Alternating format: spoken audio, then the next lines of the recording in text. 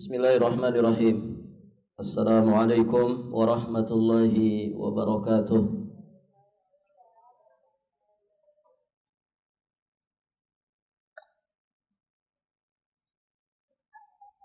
Alhamdulillahilladzi hadana lihadza wa ma kunna linahtadiya laula an hadana Allah. Asyhadu an la ilaha illallah wahdahu rabbi la syarika lah.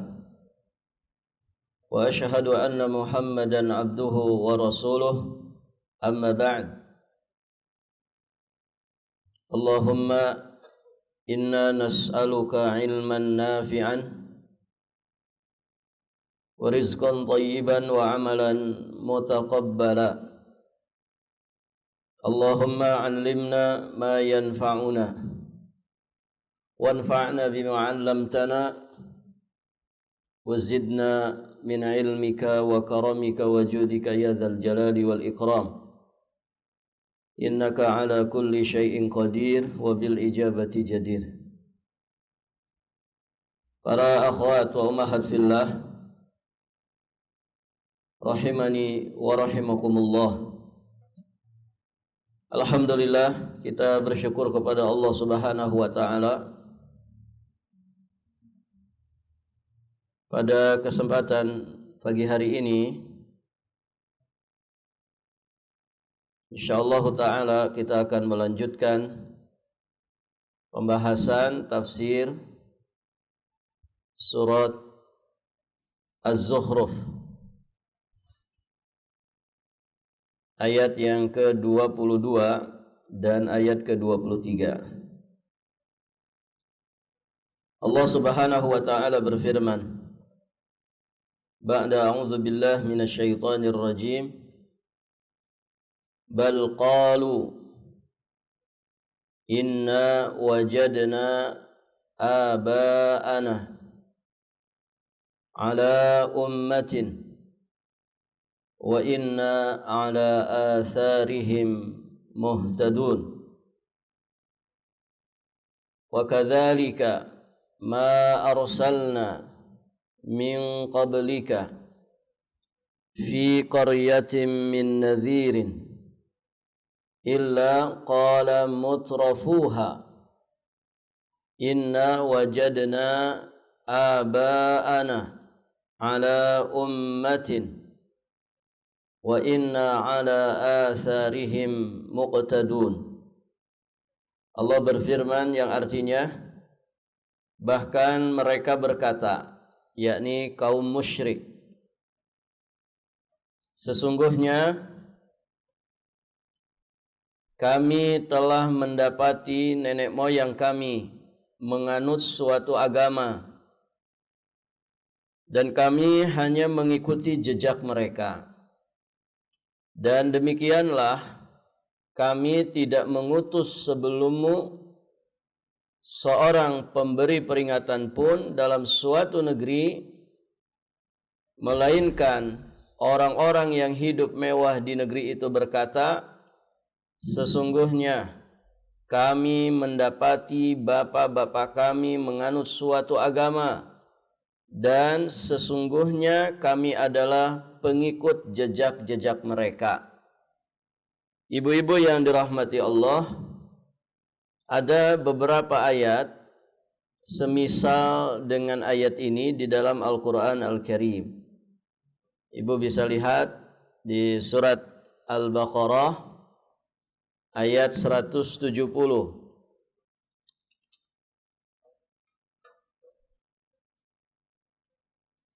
Di surat Al-Baqarah ayat 170.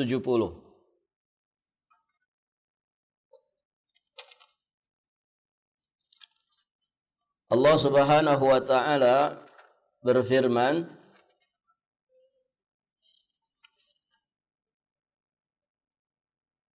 wa idza qila lahum ittabi'u ma anzalallah qalu bal nattabi'u ma alfayna 'alaihi aba'ana awalau kana aba'uhum la ya'qiluna syai'an wa la yahtadun.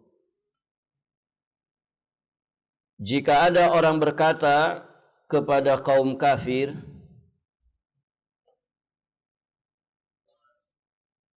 ikutilah ajaran yang telah Allah turunkan kepada Muhammad.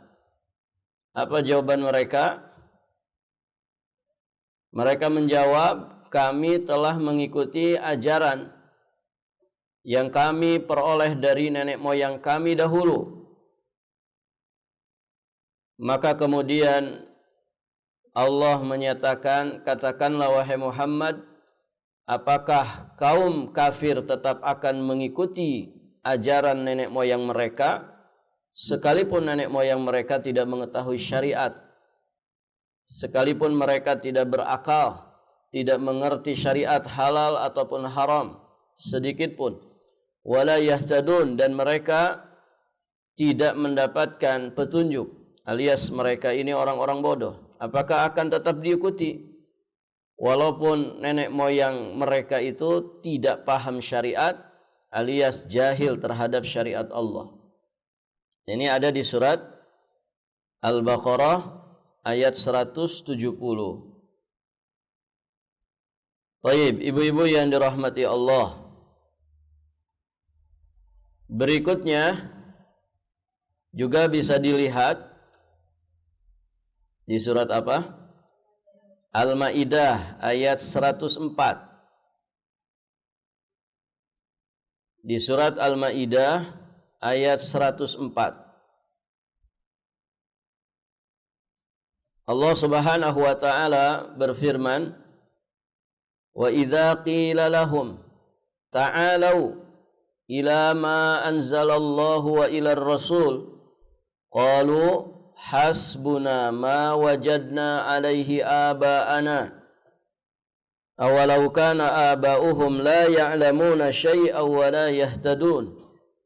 Dan apabila dikatakan kepada mereka, ta'alau, kemarilah untuk mengikuti apa yang diturunkan Allah dan mengikuti Rasul, jawaban mereka sama, selalu menjawab, selalu berdalih dengan nenek moyang. Kata mereka, cukuplah bagi kami apa yang kami dapati nenek-nenek moyang kami mengerjakannya. Maka kemudian Allah nyatakan, awalau kana aba'uhum la ya'lamuna syai'an wa la yahtadun. Apakah mereka akan tetap mengikuti juga nenek moyang mereka itu, walaupun nenek moyang mereka itu tidak mengetahui apa-apa dan tidak pula mendapatkan petunjuk? Baik. Kemudian di surat Al-A'raf ayat 28, Allah Subhanahu wa taala juga berfirman, "Wa idza fa'alu fahishatan qalu wajadna 'alaiha aba'ana wallahu amarna biha qul innallaha la ya'muru bil fahsya ataqulun 'ala Allah ma la ta'lamun." Dan apabila mereka melakukan perbuatan keji, mereka berkata, kami mendapati nenek moyang kami melakukan yang demikian. Lagi-lagi berdalih dengan nenek moyang. Dan Allah menyuruh kami mengerjakannya. Maka katakanlah, sesungguhnya Allah tidak pernah menyuruh berbuat keji. Mengapa kamu tidak membicarakan tentang Allah mengapa kamu membicarakan tentang Allah apa yang tidak kamu ketahui? Kemudian di ayat yang lain, surat Yunus ayat 78.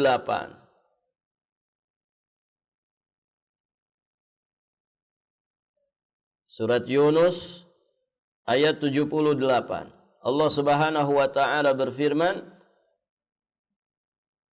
qalu aji'tana litalfitana amma wajadna alaihi aba'ana wa takuna lakum al-kibriya'u fil ar wa ma nahnu lakum bimu'minin. Mereka berkata, apakah engkau datang kepada kami untuk memalingkan kami dari kepercayaan yang kami dapati nenek-nenek moyang kami mengerjakannya. Dan agar kamu berdua mempunyai kekuasaan di bumi ini, di negeri Mesir. Kami tidak akan mempercayai kamu berdua. Ini jawaban orang-orang kafir di masa Nabi Musa alaihissalam dan juga Harun. Ya, mereka lagi-lagi berdalih ya dengan nenek moyang. Taib. Masih ada, Bu? Di surat Ibrahim ayat yang ke-10. Surat ke-14 ayat yang ke-10.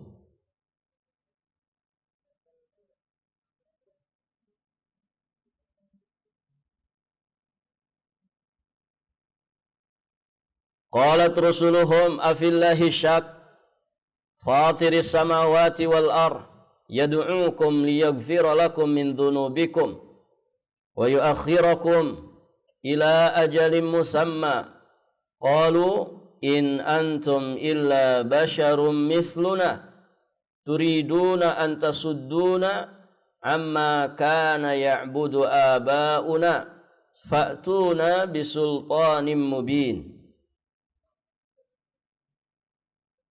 Berkata rasul-rasul mereka, apakah ada keraguan-raguan terhadap Allah, pencipta langit dan bumi? Dia menyeru kamu untuk memberi ampunan kepadamu dari dosa-dosamu dan menangguhkan siksaanmu sampai masa yang ditentukan. Mereka berkata, kamu tidak lain hanyalah manusia seperti kami juga. Kamu menghendaki untuk menghalang-halangi, membelokkan kami dari apa yang selalu disembah nenek moyang kami. Karena itu datangkanlah kepada kami bukti yang nyata.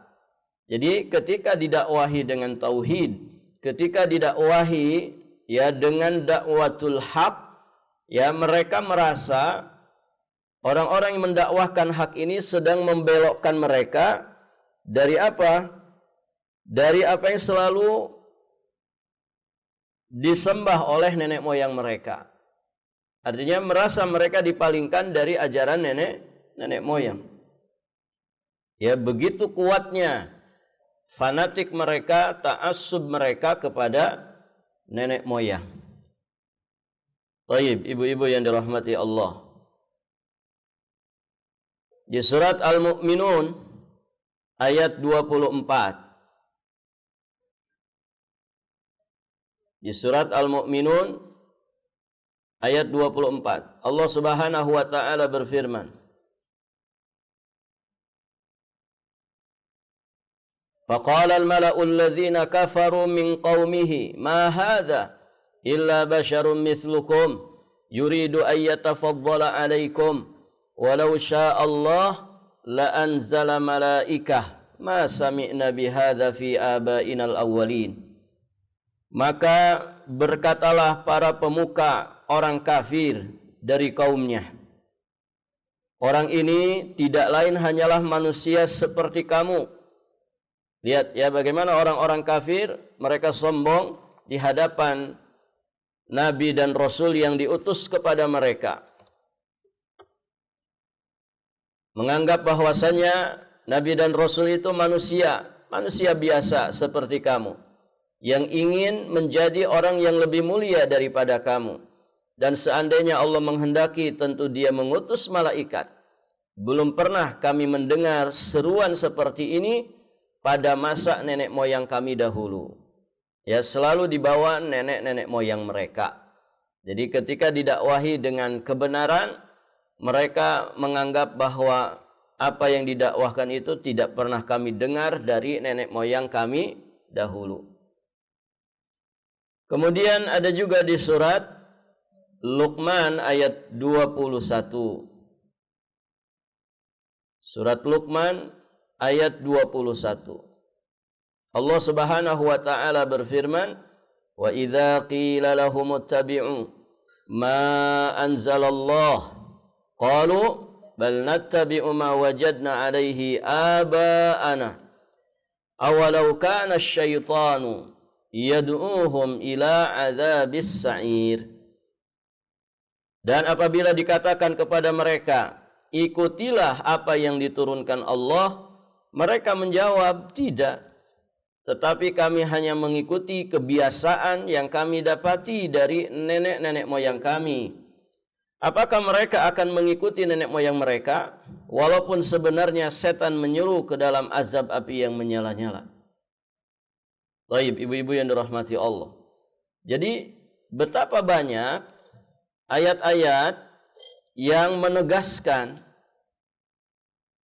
bahwa orang-orang kafir, orang-orang musyrik, atau yang semisal dengan mereka, dari semenjak zaman dahulu, mereka menolak dakwah itu ya dengan dalih, ini tidak pernah didengar dari nenek moyang kami. Nenek moyang kami tidak seperti itu. Ini tidak sesuai petunjuk nenek moyang kami. Intinya berdalih dengan nenek moyang. Taib, ibu-ibu yang dirahmati Allah. Nenek moyang atau kakek moyang ini? Kenapa disebut nenek moyang? Tidak kakek moyang saja. Allahu a'lam. Ya. Tanyain ke yang bikin bahasanya ya. Kalau bahasa Qur'annya kan inna wajadna aba'ana. Aba. Ya, aba itu laki-laki atau perempuan? Laki-laki. Tapi terjemahannya nenek.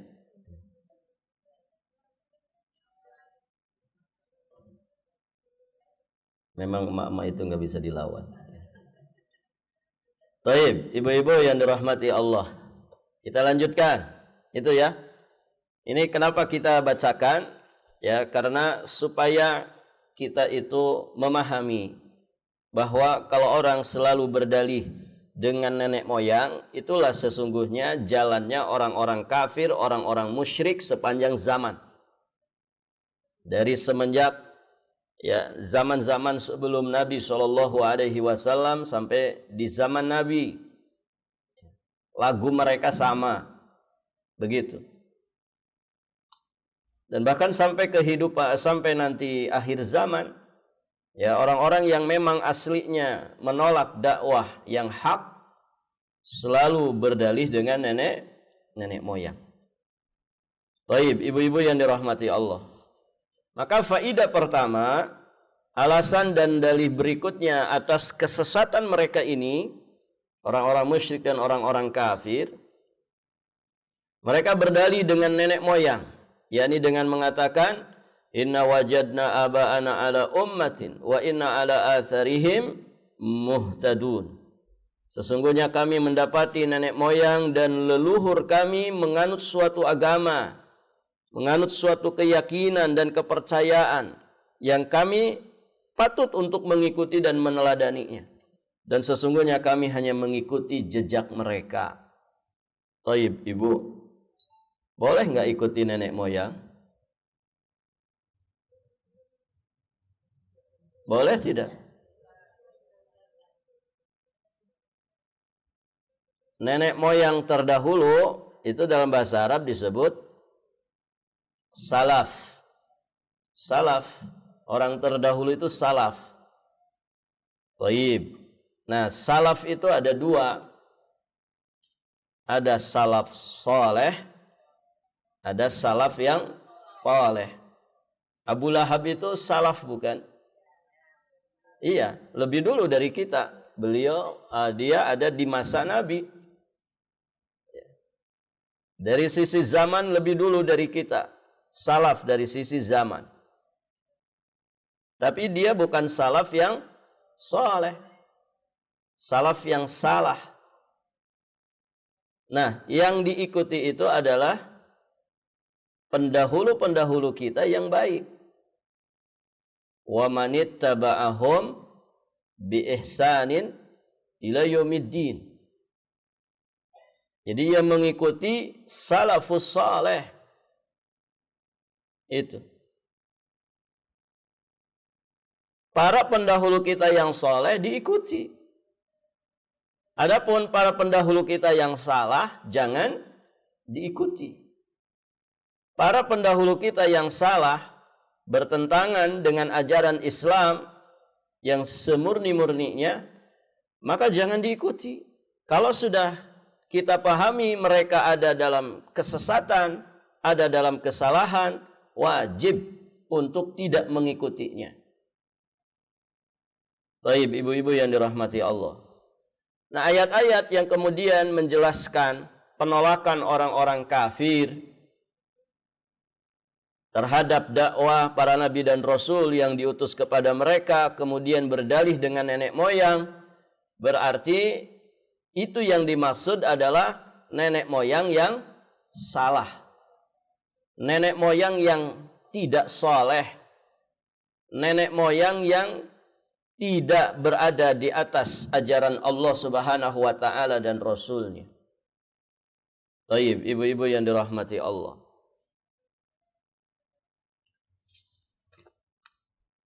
Faedah berikutnya, penyakit kaum musyrikin ini banyak sekali menyerang kaum muslimin pada saat ini.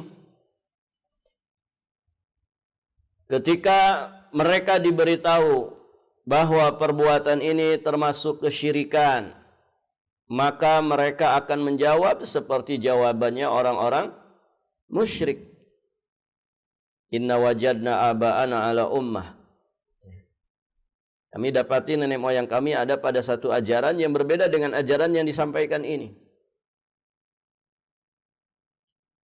Jadi ini tidak sesuai dengan nenek moyang. Nenek moyang kami mengerjakannya dahulu. Ini turun-temurun, sudah mendarah daging. Tidak hanya 7 turunan ini. Entah sudah berapa turunan kami mengamalkan yang seperti ini. Tidak mau merubah dirinya. Tanpa juga pernah mereka tahu nenek moyangnya itu benar apa tidak. Begitu kan?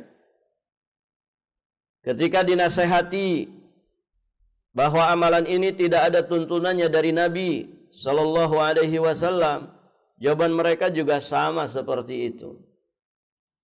Ketika mereka didakwahi agar kembali kepada ajaran Nabi Sallallahu Alaihi Wasallam yang murni, maka mereka menjawab seperti itu pula. Bahkan ayat Al-Quran dan hadis sahih, jika disampaikan kepada mereka, maka mereka akan menolaknya dengan dalih nenek moyang pula. Ya, semuanya dikembalikan kepada nenek moyang. Tanpa mereka mau peduli apa yang disampaikan nenek moyang ini benar atau salah. Pokoknya dianggap segala-galanya. Kalau kata nenek moyang begini, sudah pasti benar. Nggak ada salahnya.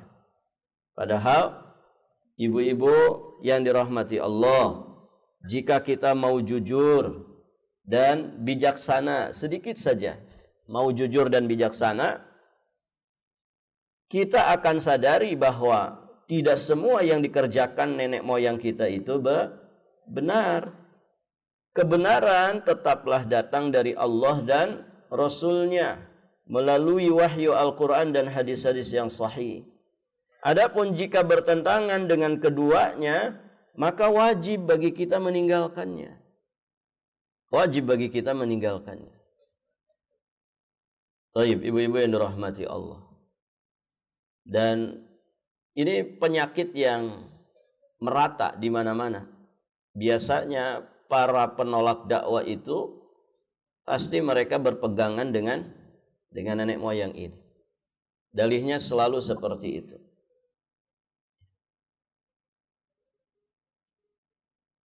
Baik. Faedah berikutnya, dari ayat tersebut kita memahami adanya orang-orang yang suka ngeles. Ngeles itu bahasa apa nih, Bu? Bahasa gaul.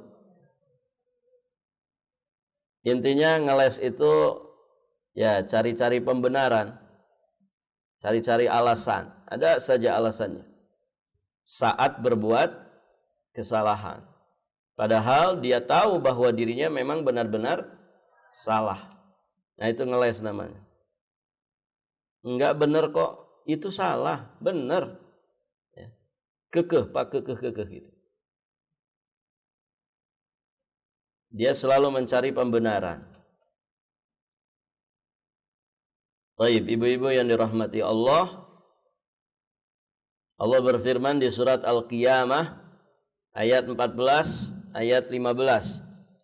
Balil insanu ala nafsihi basirah walau alqa ma'adhirah. Bahkan manusia itu menjadi saksi atas dirinya sendiri meskipun dia mengemukakan alasan-alasan. Jadi ibu-ibu yang dirahmati Allah, hati kecil manusia tidak bisa dibohongi. Kalau dia melakukan kesalahan dan dia sadar dengan kesalahan itu, namun ibu-ibu yang dirahmati Allah, seringkali hawa nafsu, seringkali ego, seringkali gengsi menghalangi kejujuran hatinya. Begitu kan? Sudah tahu salah, tetap saja ngeles. Siapa biasanya yang kayak gitu, Bu? Orang yang nggak bisa disalahin itu siapa? Emak-emak. Dijawab sendiri. Sudah tahu salah. Ya. Diingetin sama suaminya, kekeh saja. Barakallahu fikum. Nah, sejatinya manusia itu dia menjadi saksi atas dirinya sendiri. Kita ini kan yang tahu ya kadar diri kita masing-masing. Walaupun orang hormat-hormat ke kita, memuliakan kita misalkan, tapi tetap saja yang tahu diri kita itu ya kita sendiri setelah Allah Subhanahu wa taala tentunya. Makanya ibu-ibu yang dirahmati Allah, muhasabah itu penting. Muhasabah itu penting sekali. Ibu kalau pengen naik level itu harus rajin muhasabah. Muhasabah itu gimana, Bu?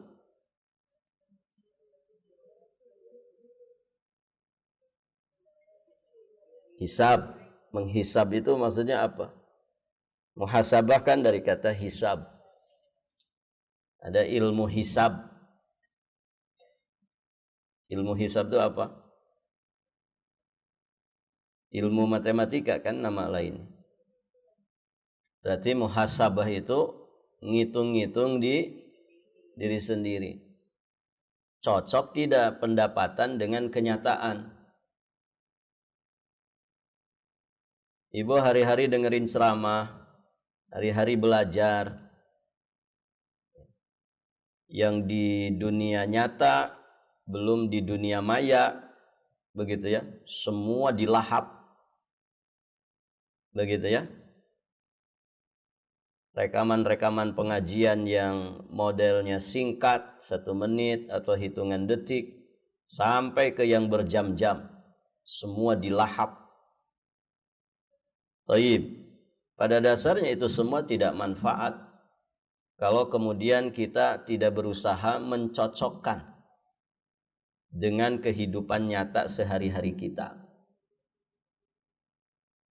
Ya tidak, Ibu? Coba cocokin. Yang selama ini kita pelajari itu cocok nggak dengan keseharian kita? Begitu ya? Iya, memang belajar. Apa iya belajar kita sudah benar? Begitu kan? Cocokin.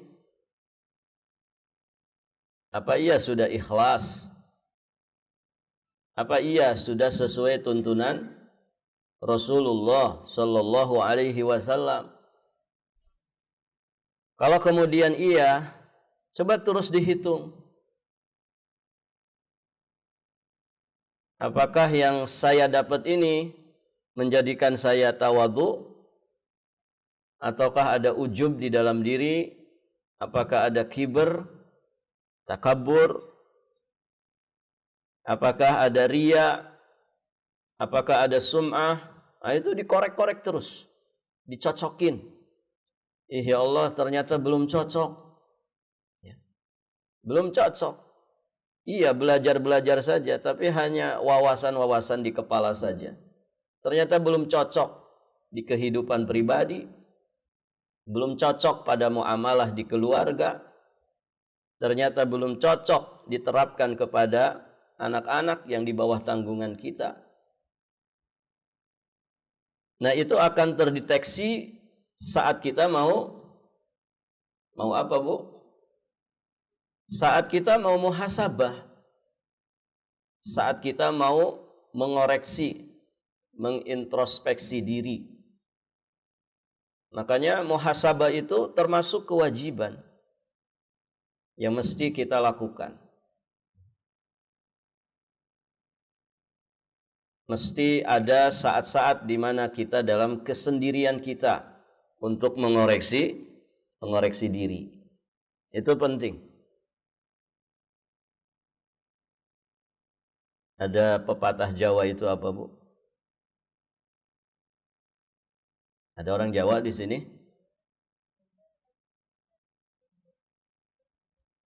Ngelmu apa kesananya itu? Ngelmu kanti lelaku. Apa itu? Ada yang hafal? Berarti bukan orang Jawa, Ibu.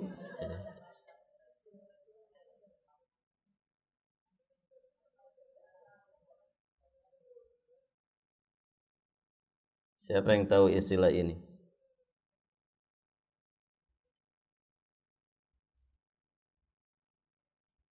Ngelmu kelakone kanti laku.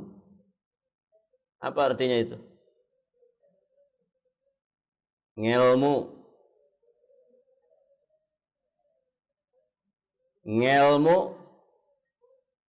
kalakone kanti laku. Mana orang Jawa? Tarjim.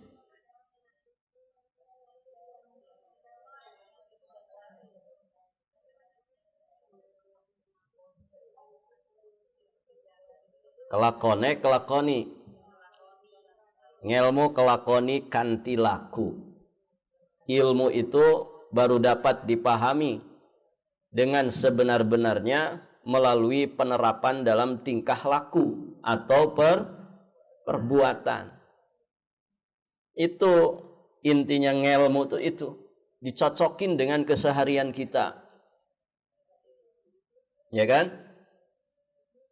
Dalam ibadah kita, dalam muamalah kita, juga dalam akhlak keseharian kita.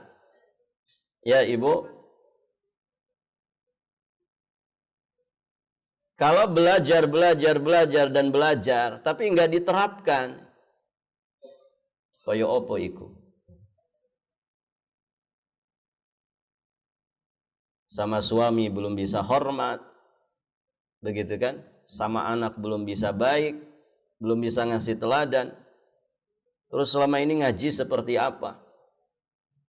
Sama mertua musuhan. Terus ngajinya kayak apa? Sama menantu tidak adil. Tengkar terus sama besan. Terus ngajinya kayak apa? Tidak bijak kepada anak-anak. Malu sama Allah. Kalau tidak malu sama Allah, malu itu sama pakaian. Ya, pakaiannya saja tertutup, ya seperti wanita salihah.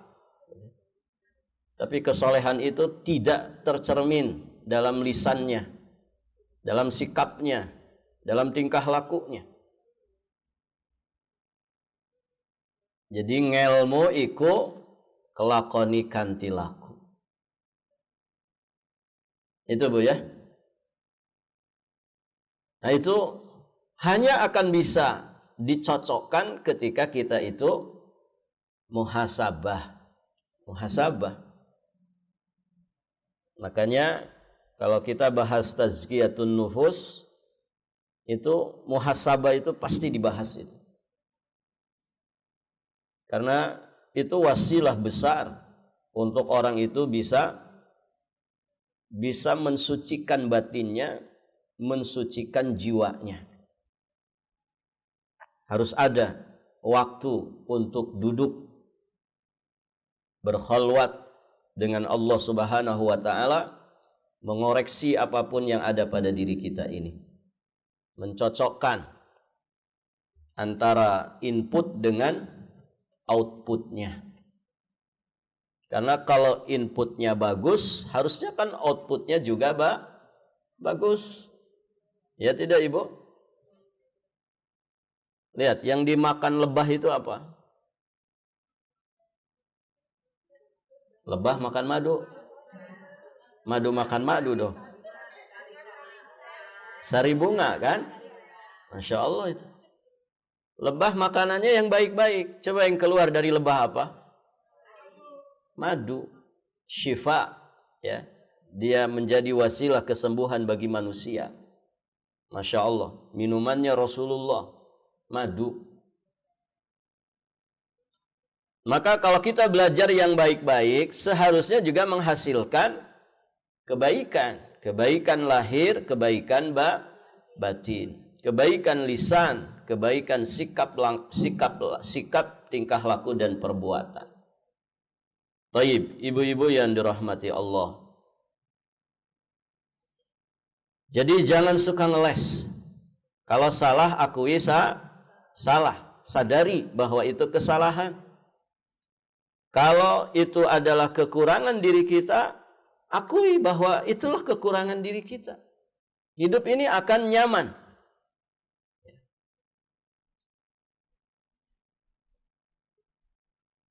Ada ungkapan sorahah rohah.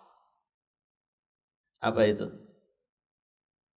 Sorahah rohah.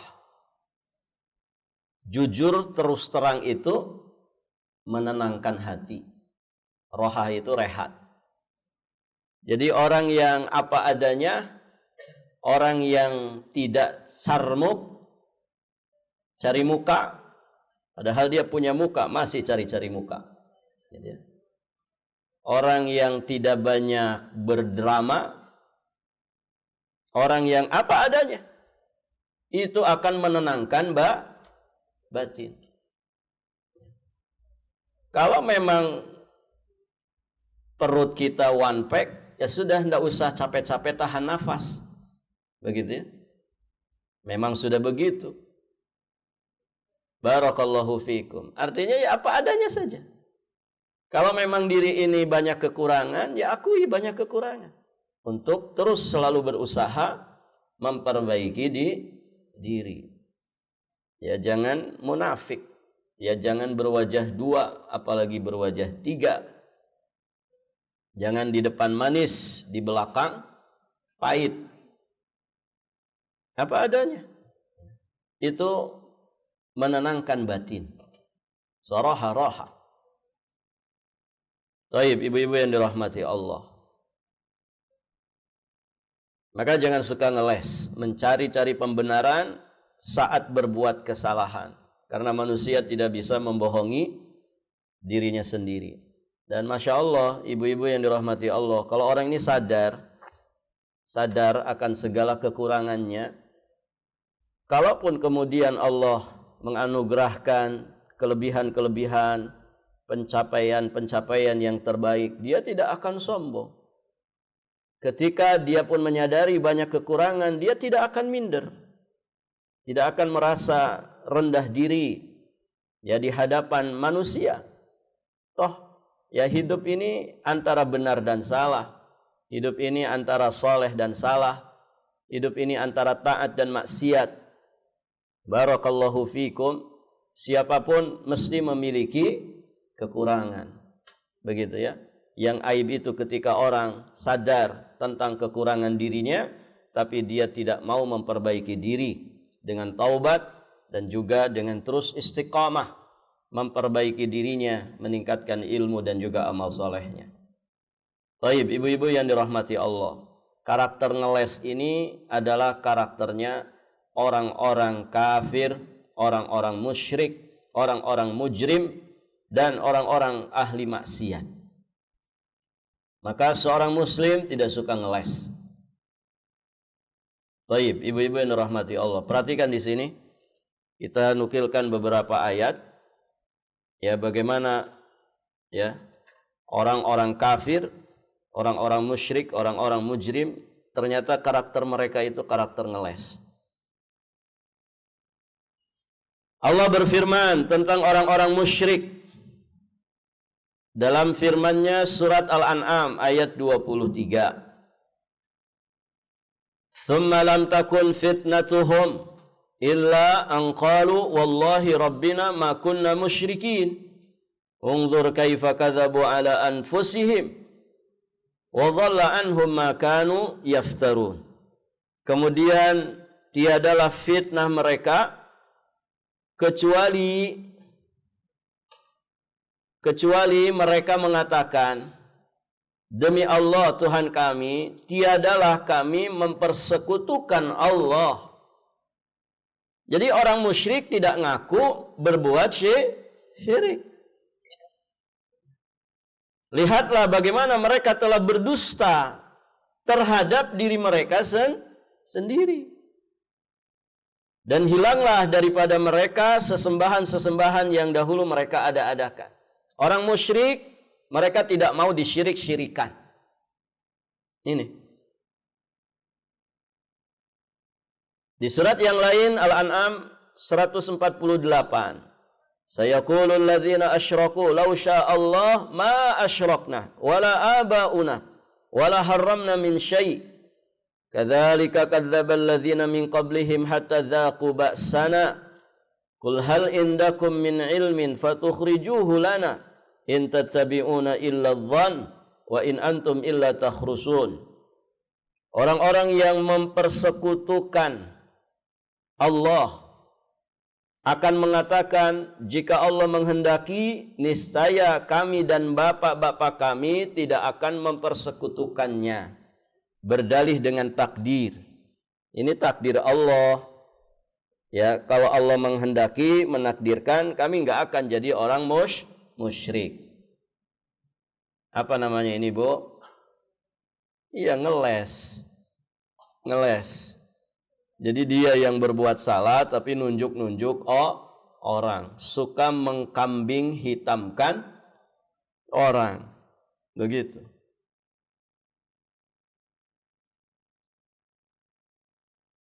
Jika Allah menghendaki, niscaya kami dan bapak-bapak kami tidak akan mempersekutukannya. Dan tidak pula kami akan mengharamkan barang sesuatu apapun. Demikian pula lah orang-orang yang sebelum mereka telah mendustakan para rasul sampai mereka merasakan siksaan kami. Nih, orang musyrik pada ngeles. Tidak mau disebut orang musyrik. Itu kan salahnya Allah. Kenapa takdirkan kami jadi orang musyrik?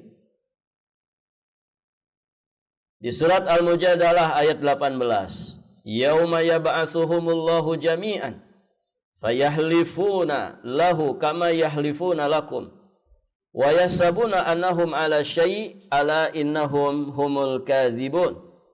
Ingatlah hari ketika mereka semua dibangkitkan Allah, lalu mereka bersumpah kepadanya bahwa mereka bukan orang musyrik.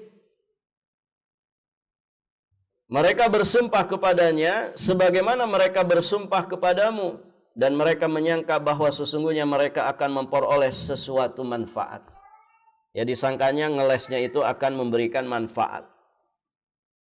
Ketahuilah bahwa sesungguhnya merekalah orang-orang pendusta. Ini orang-orang musyrik.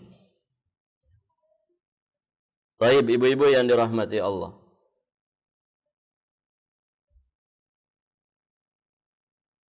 Ma na'buduhum illa liyuqarribuna ilallahi zulfa. Ya.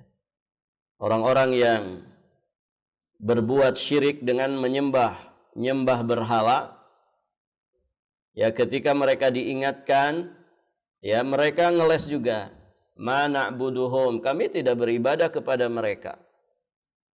Kami melakukan itu hanya supaya mereka itu mendekatkan kami kepada Allah sedekat-dekatnya. Begitu. Jadi mereka tidak mau dikatakan sebagai para penyembah berhala. Mereka tidak mau disebut sebagai orang musyrik.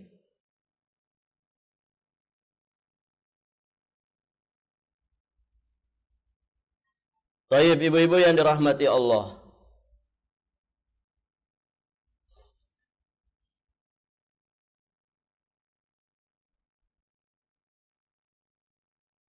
Berikutnya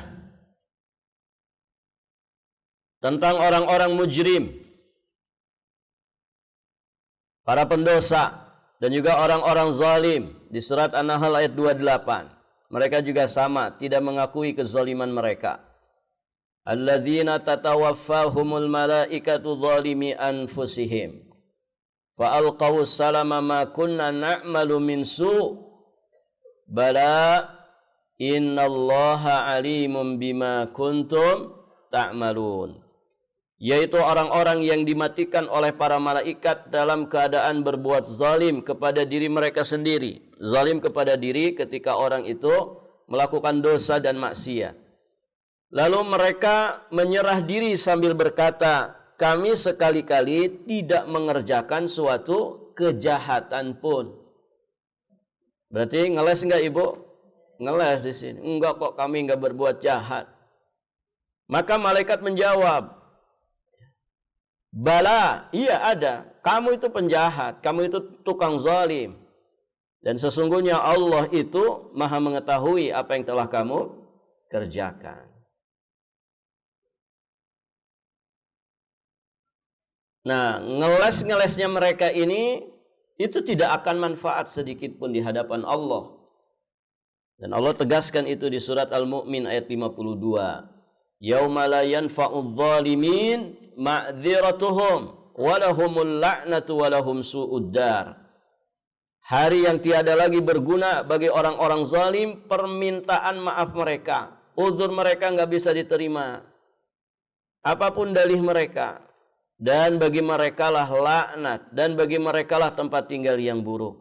Ibu yang dirahmati Allah, di dunia sangat mungkin sekali jika seseorang berbuat kesalahan untuk meminta uzur di persidangan, di hadapan hakim. Apa istilahnya? Mengajukan banding, begitu ya. Sehingga dia memenangkan persidangan walaupun ada di pihak yang salah. Oh, itu banyak sekali kasus begitu, ibu ya. Nasallallahu as-salamah wal afiyah. Ya. Namun ingatlah, hal itu tidak akan pernah terjadi di persidangan akhirat. Kenapa? Balil insan ala nafsihi basira. Manusia sendiri menjadi saksi atas dirinya. Yang akan menjadi saksi itu anggota badan kita sendiri. Bahkan benda mati yang tidak bisa bicara sekalipun saat di dunia, mereka semua akan menjadi saksi manusia. Bumi yang kita pijak itu akan menjadi saksi. Nasallallahu as-salamah wal afiyah. Makanya ada pejangan para ulama, kalau kita pernah bermaksiat di satu tempat, ya sebagai bentuk taubat kita, maka ibu yang dirahmati Allah, lakukanlah amal soleh di tempat dulu kita maksiat. Supaya kemudian tempat itu nanti bersaksi tentang kebaikan dan kesolehan kita. Baik, ibu-ibu yang dirahmati Allah. Dan tentu pada akhirnya mereka semua tidak akan bisa mengelak. Dan selama-lamanya tidak akan pernah bisa. Allah subhanahu wa ta'ala berfirman, wa alqaw ilallahi yawma idhinis salam wa dhalla anhum ma kanu yaftarun. Dan mereka menyatakan ketundukannya kepada Allah pada hari itu. Dan hilanglah dari mereka apa yang selalu mereka ada-adakan. Baik, ibu-ibu yang dirahmati Allah, kita selesaikan. Kaidah keberapa? Keempat. Dari dua ayat tadi kita memahami bahwa bersepakatnya ahlul batil dalam satu target utama. Ya, bersepakatnya ahlul batil dalam satu target utama, yaitu apa? mendustakan para nabi dan rasul, serta taklid buta kepada nenek moyang. Jadi ahlul batil itu mereka sepakat dalam masalah ini. Sepakat di dalam menolak dakwah para nabi dan rasul, sepakat dalam mendustakan para nabi dan rasul. Kemudian mereka juga sama, selalu taklid buta kepada nenek moyang. Itu dari zaman ke zaman seperti itu modelnya. Kemudian faedah kelima, haramnya taklid dalam kebatilan. Adapun taklid dalam kebenaran dibolehkan apabila seseorang itu memang tidak mengetahui satu permasalahan tertentu dalam agama ini dan dia tidak memiliki kemampuan untuk berijtihad. Barakallahu fikum. Allah berfirman di surat An-Nahl ayat 43, "Fas'alu ahla dzikri in kuntum la ta'lamun." Maka bertanyalah kepada orang-orang yang ahli zikir. Ahli zikir yang dimaksud adalah ahlul ilmi, para ulama, jika kamu tidak mengetahui. Kemudian taklid dalam kebenaran bagi orang yang memang tidak punya kemampuan untuk berijtihad, ini dibolehkan karena memang Allah berfirman, la yukallifullahu nafsan illa wus'aha. Allah tidak membebani seseorang melainkan sesuai dengan kadar kesanggupannya. Di surat At-Taghabun ayat 16 Allah pun menyatakan, fattaqullaha mastata'tum. Bertakwalah kalian kepada Allah sesuai dengan kesanggupan kalian. Terakhir, dari ayat ke-23 kita bisa ambil faidah tasliyah, hiburan bagi hati Nabi sallallahu alaihi wasallam, karena ternyata penolakan dakwah dengan dalih nenek moyang juga telah diucapkan oleh umat-umat kafir terdahulu kepada Nabi dan Rasul mereka. Jadi bukan di masa Nabi saja, di masa Nabi Ibrahim tadi kita sudah sebutkan, di masa Nabi Musa, Nabi Harun, ya. Mereka menolak dakwah para nabi itu dengan dalih nenek moyang. Maka yang mengalami ini bukan hanya Rasulullah saja, tapi juga Nabi dan Rasul sebelum beliau pun mengalaminya. Ini tentu menjadi hiburan hati tersendiri bagi Nabi. Dan Allah berfirman di surat Fussilat ayat 43, "Ma yuqalu laka illa ma qad qila lirrusuli min qablik."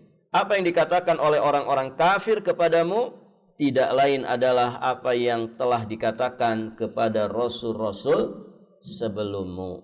Barakallahu fiikum. Nah, itu akan menjadi penguat hati, ya, bahwa yang mengalami seperti itu bukan kita saja, ternyata orang-orang para nabi dan rasul terdahulu pun mengalaminya. Sehingga ibu-ibu yang dirahmati Allah, ini akan mengokohkan hati. Demikian. Allahu a'lam bis-shawab. Sampai di sini ibu-ibu yang dirahmati Allah, semoga bermanfaat apa yang kita bahas dan semoga mengokohkan iman dan juga agama kita, bahwa kebenaran itu dengan dalil Al-Quran dan juga sunnah sahihah, dengan pemahaman dan pengamalan yang benar sesuai dengan apa yang telah dicontohkan oleh Rasulullah dan juga para sahabatnya. Baik ibu-ibu yang dirahmati Allah, sampai di sini saja pelajaran kita. Semoga apa yang dipelajari menjadi ilmu nafi bagi kita, yang menghasilkan tambahan iman dan juga semangat untuk beramal saleh. Amin Allahumma ya rabbal alamin.